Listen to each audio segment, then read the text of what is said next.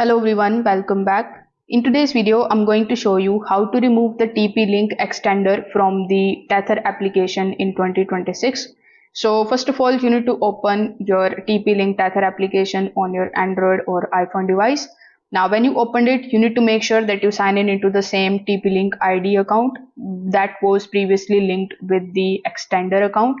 So over here, when you are inside, you just have to tap on these three lines on the top left hand corner of the screen. Afterwards, tap on the option of My Devices. Now over here in the My Devices section, you are going to see the list of all of the devices that are basically connected inside the application. So among the devices, you just have to simply select your extender that you want to remove. Afterwards, when you select that particular extender's name, you are going to be redirected on the settings page. So if the extender is still online, you may see some of the options like device settings or TP-Link ID. So you need to simply select that extender and then select the option of remove device or the delete device. Now on many of the newer TP-Link devices, removing the extender basically means unbinding it from the TP-Link ID account.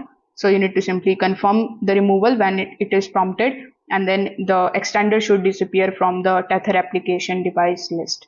So if this video helped you out, make sure that you like this video and subscribe to the channel. Thanks for watching.